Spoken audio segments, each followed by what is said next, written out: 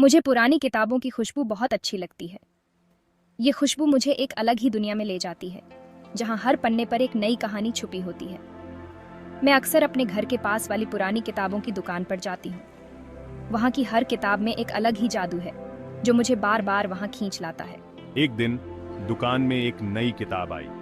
ये किताब बाकी किताबों से अलग थी, जैसे इसमें कोई रहस्य छुपा हो। ये एक पुरानी चमड़े की जिल्द वाली किताब थी, जिस पर अजीबोगरीब निशान बने हुए थे। इन निशानों को देखकर ऐसा लगता था जैसे ये किसी प्राचीन सभ्यता के हों। ये किताब तो बहुत इंटरेस्टिंग लग रही है। इसमें कुछ ऐसा है जो मुझे इसे पढ़ने के लिए मजबूर कर रहा है। मैं इसे जरूर देखना चाहूंगी। शायद इसमें कुछ ऐसा हो जो मेरी जिंदगी बदल दे। ये किताब बहुत पुरानी है और इसे एक पुराने मंदिर से लाया गया है। इस मंदिर के बारे में कहा जाता है कि वहाँ कई रहस्यमयी घटनाएं होती थी। इसे पढ़ने की कोशिश करने वाले कई लोगों के साथ कुछ अजीब घटनाएं घटी हैं। कुछ लोग कहते हैं कि इस किताब में एक प्राचीन श्राप छुपा हुआ है। प्रिया डर गई, लेकिन उसके मन में उत्सुकता भी थी। वह जानना चाहती थी कि इस किताब में ऐसा क्या है जो लोगों को डराता है। उसने फैसला किया कि वो इस किताब को घर ले जाएगी। शायद घर पर वह इसे आराम से पढ़ सके और इसके रहस्यों को समझ सके। घर पहुंचकर प्रिया ने किताब को ध्यान से देखा। हर पन्ने पर कुछ न कुछ अजीब लिखा हुआ था, जिसे समझना आसान नहीं था। चमड़े की जिल्द पर बने निशान अजीब थे। ऐसा लगता था जैसे ये किसी गुप्त भाषा में लिखे गए हों। मुझे इस किताब के बारे में और जानकारी हासिल करनी होगी। शायद इसमें कुछ ऐसा हो जो मेरी समझ से परे हो। मैं दादाजी के पास जाऊंगी। वह हमेशा से ही पुरानी किताबों के बारे में बहुत कुछ जानते हैं और शायद वह इस किताब के रहस्यों को सुलझा सकें। वह एक इतिहासकार हैं और उन्हें पुरानी किताबों के बारे में बहुत कुछ पता है। शायद वह इस किताब के रहस्यों को उजागर कर सकें और मुझे इसके बारे में और जानकारी दे सकें। दादाजी, देखिए यह किताब। यह बहुत पुरानी और रहस्यमयी लगती है। मैंने इसे पुरानी किताबों की दुकान से खरीदा है। दुकानदार ने कहा कि यह किताब बहुत खास है। दादाजी ने किताब को ध्यान से देखा। उन्होंने किताब के हर पन्ने को बारीकी से परखा। उनकी आंखें खुली की खुली रह गईं। ऐसा लग रहा था जैसे उन्होंने कुछ बहुत ही चौंकाने वाला देखा हो। ये किताब बहुत खतरनाक है। इसमें छुपे रहस्य बहुत ही भयानक हैं। ये काला जादू की किताब है। इसमें लिखे मंत्र बहुत ही शक्तिशाली और खतरनाक हैं। इस किताब में लिखी बातों को पियाराच कर कोई भी बुरी आत्माओं को जगा सकता है। ये बहुत ही खतरनाक हो सकता है। तुम्हें इसे तुरंत नष्ट करना होगा। अगर यह किताब गलत हाथों में चली गई तो बहुत बड़ी मुसीबत हो सकती है। प्रिया डर गई थी, लेकिन उसने हिम्मत नहीं हारी। उसने किताब को जलाने का फैसला किया। उसे पता था कि यह करना बहुत जरूरी है। अगले दिन प्रिया ने किताब को जंगल में ले जाकर जला दिया। उसने देखा कि किताब जलते ही कुछ अजीब होने लगा। किताब जलते ही एक तेज हवा चली। ऐसा लग रहा था जैसे कोई अदृश्य शक्ति जाग गई हो।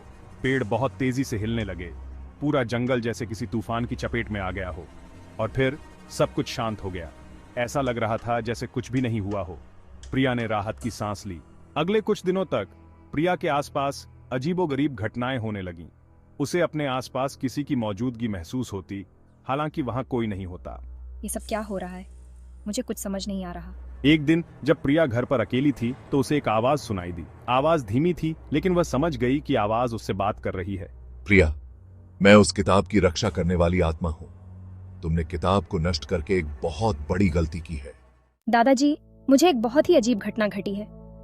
मैंने एक पुरानी किताब पाई और उसमें से एक आत्मा निकल आई।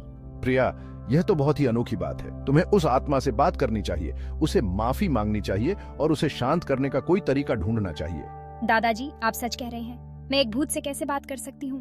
प्रिया ने गहरी सांस ली और ध्यान लगाने की कोशिश की। धीरे धीरे उसे अपने आसपास उस आत्मा की मौजूदगी महसूस होने लगी। ठीक है, मैं तुम्हें मुक्त करने के लिए तैयार हूँ। आत्मा ने प्रिया को पहली पहेली बताई। उसे एक प्राचीन मंदिर में जाना था और वहां से एक ताबीज लाना था। प्रिया अपने दादाजी के साथ मंदिर गई। दादाजी, हमें हर जगह देखना होगा। आखिरकार उन्हें ताबीज मंदिर के सबसे अंदर वाले कमरे में मिला। जैसे ही प्रिया ने ताबीज को छुआ, उसे एक झटका लगा। उसने अपने पीछे एक साया देखा। दादाजी, भागो! प्रिया और उसके दादाजी घर लौट आए।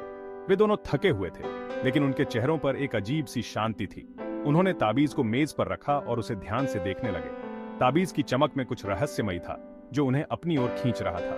दादाजी, ये निशान तो उस किताब के निशानों से मिलते जुलते हैं जो मैंने जलाई थी। क्या इसका मतलब है कि यह ताबीज भी उसी किताब से जुड़ा हुआ है? प्रिया, मुझे लगता है कि ताबीज उस आत्मा को काबू करने की चाबी है। ये ताबीज बहुत पुराना और शक्तिशाली है।